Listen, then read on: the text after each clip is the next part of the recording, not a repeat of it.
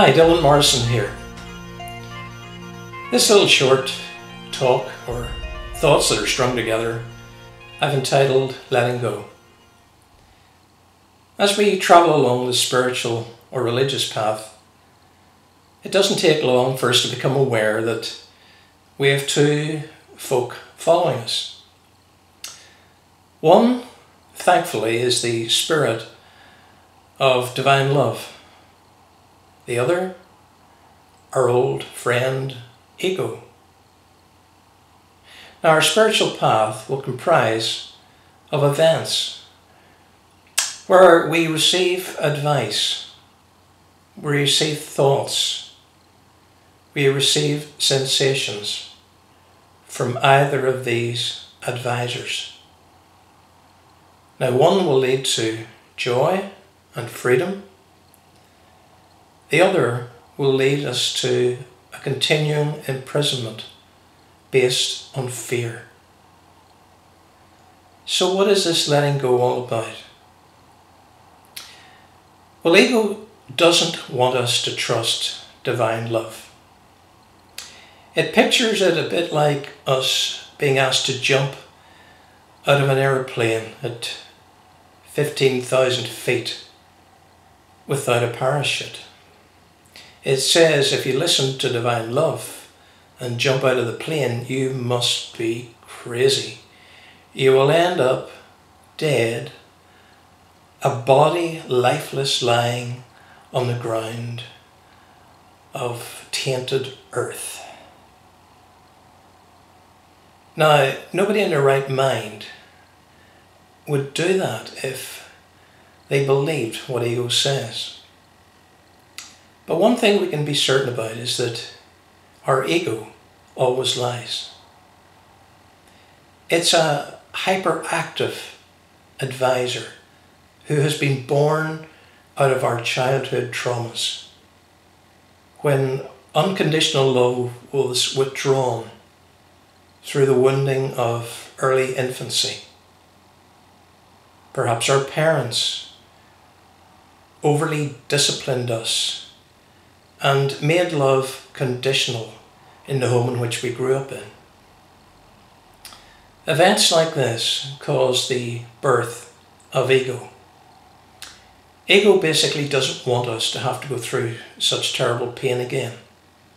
But the trouble is, it just gives us the wrong advice, because it blames divine love for everything. It wants us to stop listening to the whisper of spirit, who always operates out of the best intentions and out of the best plans for our lives. So how do we let go? How do we go about this? It's a bit like lying back in the Dead Sea in Israel. Ego loves to work hard. Ego believes that everything we have and we enjoy, we must really work our butt off in order to get it.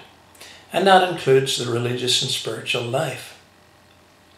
Now, divine love and its wisdom will bring us to a place where it just asks us to lie back in the exceptionally salty sea of divine love and relax and let its buoyancy carry us to where we're to go. Ego, of course, tells us that we have to swim like a madman and keep paddling or we'll sink, that we'll lose God, that God won't be pleased with us, that we'll incur God's anger if we don't try. Trying is always an expression of ego, or wounded psyche soul, our fragmented self, our little guardian who tries to keep us from further trauma and pain. I just encourage you today that if you're coming up to a bend on your spiritual path where two voices are speaking to you, asking you to step out, to let go of your fear, let go of ego's advice, and listen to the advice, wise advice of divine love. Just do it. Divine love will hold you and keep you and lead you into a level of freedom that you previously couldn't have imagined.